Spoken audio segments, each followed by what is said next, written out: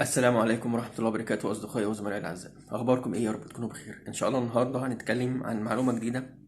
تمام. شباب طلبوا مني إزاي لو عندهم مقابلة عمل يجتازوها.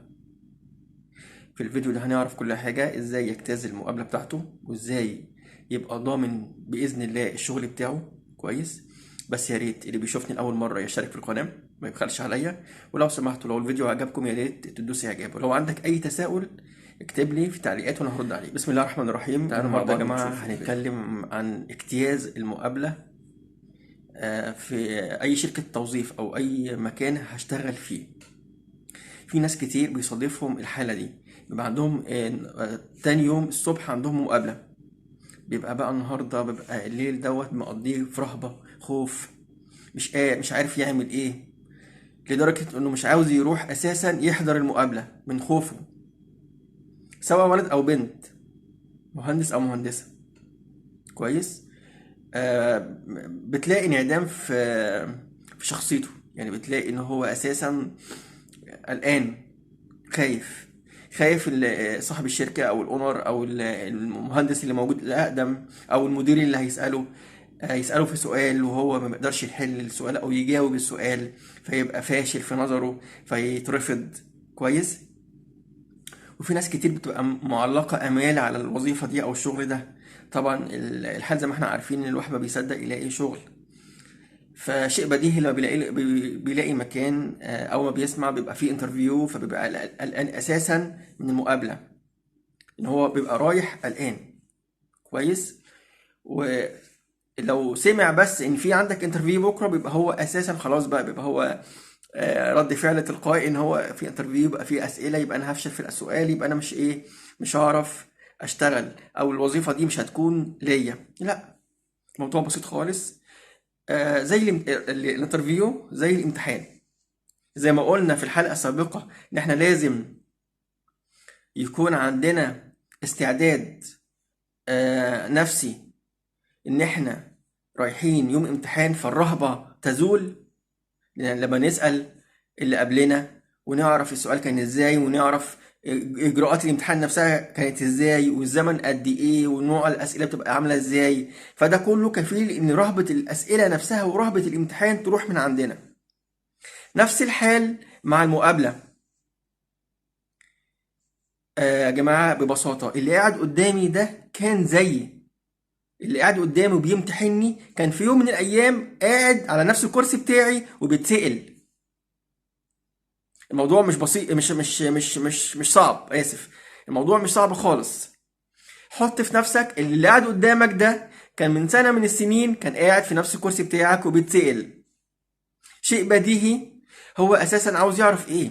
هو مش بيسألك في اسئلة يعني ميتافيزيقية تمام، او لا حاجة يعني خيالية، لا، هو عاوز يعرف منك ايه ببساطة.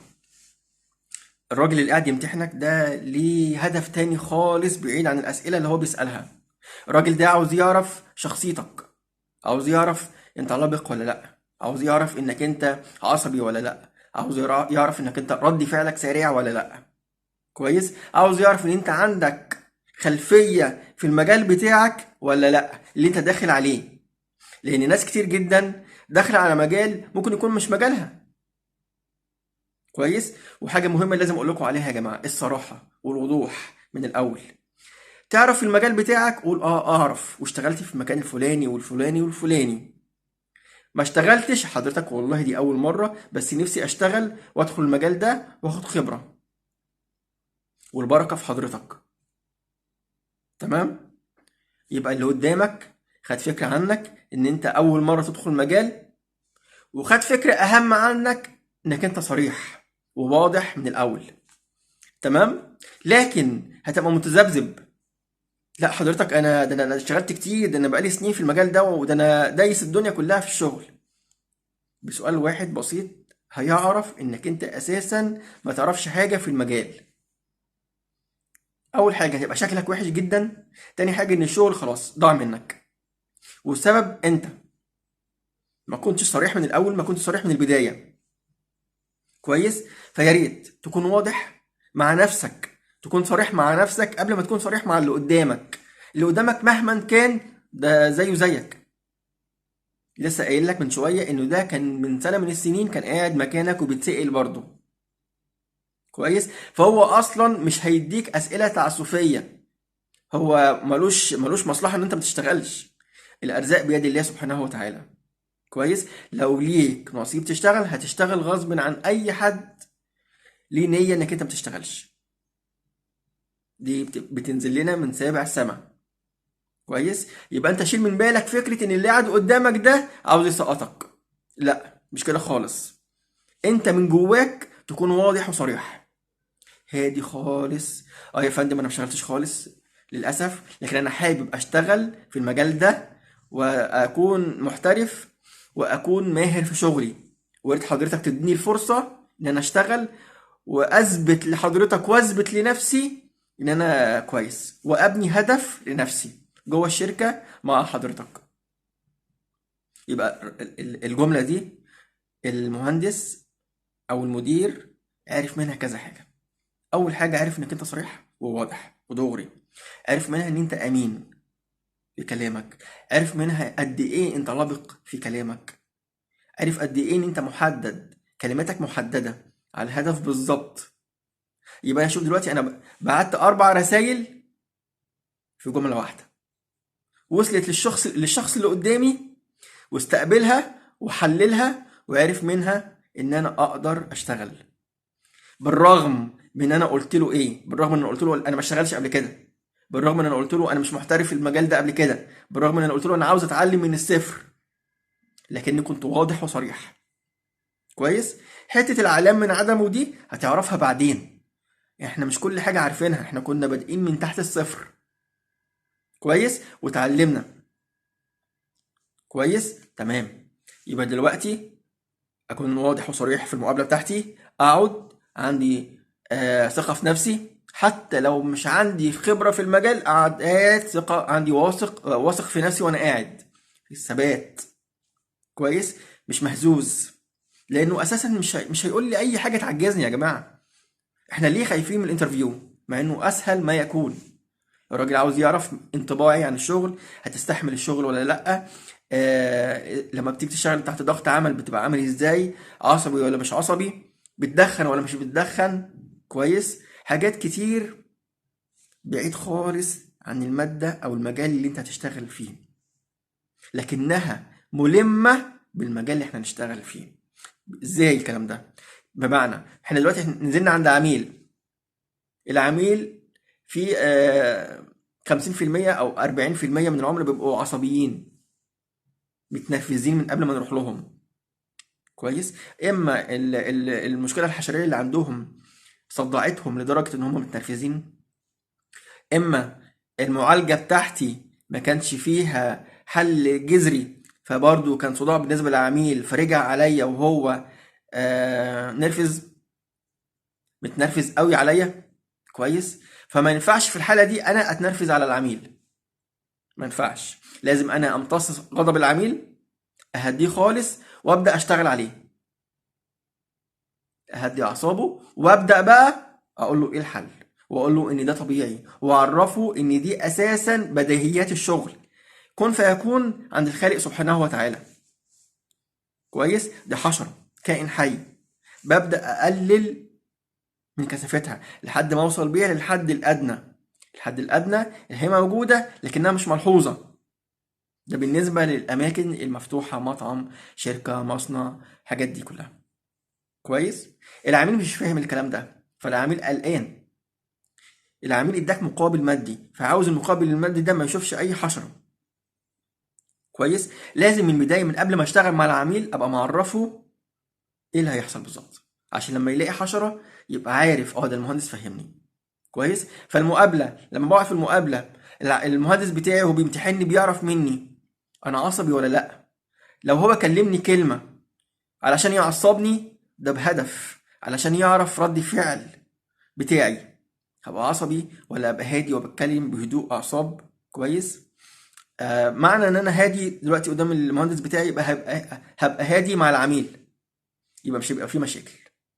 عرفنا؟ تمام. رد فعل السريع، معايا طقم بيشتغل معايا، هيبقى سياستي معاهم ازاي؟ بهدوء ولا هتنرفز عليهم؟